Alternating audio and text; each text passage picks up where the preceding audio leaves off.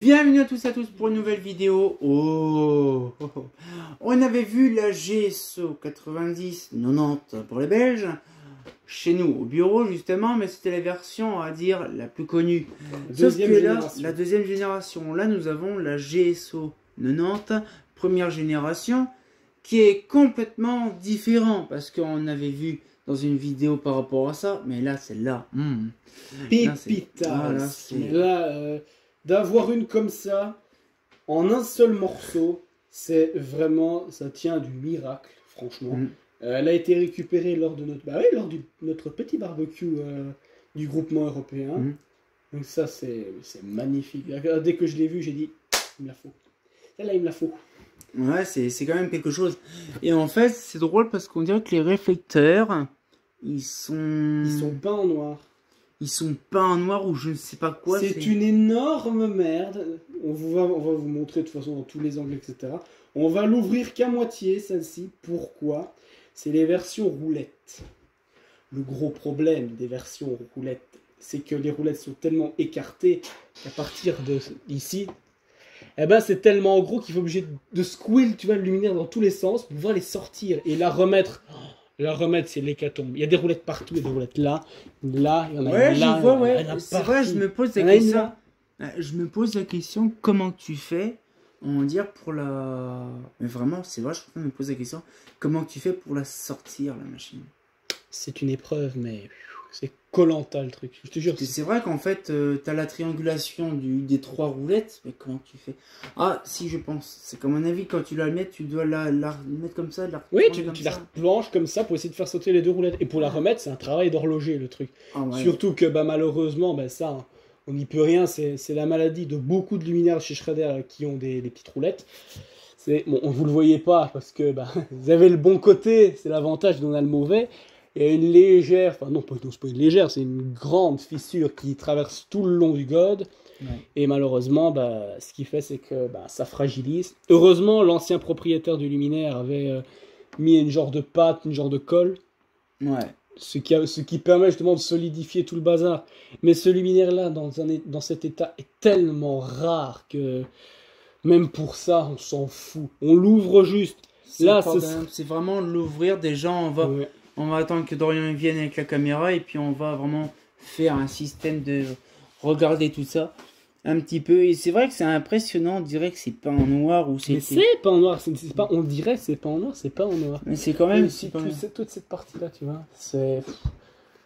Et la douille est de l'autre côté, à l'opposé. Oui, la douille est côté... Vrai mais attends. Les roulettes. Nous allons montrer. Tant que la vasque n'est pas... Voilà. Ça c'est beau. Ici elle a deux trous de balle, ça malheureusement on ne peut rien y faire. Mais elle est magnifique, il y a un réflecteur en plus là au bout. Oui. Ah, le truc aussi c'est un miroir. J'y ai foutu une Sox 90 watts qu'il y avait dans un autre luminaire. Ouais. Comme ça c'est bon. Là on voit de la peinture, c'est pratique parce que ça camoufle on va dire la colle qui est derrière. Voilà, tu peux le voir. T'as tout le long la fissure et ça traverse on va dire encore là-bas tu vois. Donc ça on ne peut rien y faire, c'est la maladie. Mais par contre, c'est vraiment drôle parce qu'en fait, c'est de l'extérieur que c'est peint. Et en fait, c'est une peinture métallisée. Donc c'est bien parce qu'on peut même carrément refaire la peinture métallisée parce qu'en fait, on voit l'endroit où ça s'est arrêté. Moi, je préfère, tu vois, les versions non peintes. Mais ça, c'est que mon avis. Mais sinon, ça, c'est le seul inconvénient de ce luminaire. Ça, je l'ai déjà dit. Les douilles en amiante, ça, malheureusement. Les supports de lampe. Les supports de lampe. Oui, les douilles, putain, les supports de lampe, pardon. Une douille en amiante, non. Mais par contre, c'est drôle parce qu'en fait, on voit, c'est les mêmes systèmes de visserie. Les petits équipements. Oui, que les RT, que la RX, que t'en as dans l'autre GSO. Ouais, c'est ça, c'est dingue. C'est vraiment pas mal de pièceries différentes. Par contre, je ne sais pas c'est quoi ces systèmes de rack. C'est pour régler les réflecteurs, à mon avis, quelque chose comme ça. Ah, ok. J'ai remis de l'autre côté, je l'ai remis là, mais j'ai oublié de la remettre là. Mais ça, il a retaraudé à l'intérieur. Ça, c'est bien fait. Ouais. Mais sinon, ce que je veux dire, c'est que tu vois, il y a quand même une place assez vide. Je ne sais pas ça servait à quoi cette place-là. En fait, je sais pas. J'ai l'impression que c'est un truc spécial pour les Pays-Bas. Parce qu'en Belgique, non, même pas. Non, on a eu comme ça. C'est une place pour normalement l'appareillage, mais il n'y a pas d'appareillage dans cette version-là. C'est pas possible qu'il soit retiré ou quoi. C'est juste impossible. Non, moi je pense savoir. À mon avis, c'est parce que c'est vraiment pour un dire. Oui, pour faire les roulettes, etc. Pour les roulettes ou l'emmanchement de quelque chose. Ouais. Mais c'est quand même perturbant en fait de voir ça. Parce que c'est vraiment différent. Nous, la nôtre, en fait, la douille, elle est pas là, mais elle est de l'autre côté. C'est normal. Vous avez la GSO la plus classique. Celle-ci, c'est vraiment les plus vieilles, c'est les premières. Ça, c'est normal. Et là, on a les supports ici qui permettent justement de faire coulisser le luminaire. Ouais. Donc maintenant, bah, c'est des rails. Là, maintenant, c'était juste de petits trucs. Et là, maintenant, bah, c'est opération chirurgicale. Ouais, donc là, il faut la retourner de l'autre côté. Là. Non, ça ira trop bien. Là, vas-y. Et là, on fait un petit crochet juste ici. Et là, signe de croix. Parti. Et là, tu vois les roulettes. Tu peux filmer juste ici. Tu vois, tu as une roulette juste ici au-dessus. Tu as une roulette en dessous. Tu as une roulette en dessous. Et tu vois la colle là. Ouais, et ensuite.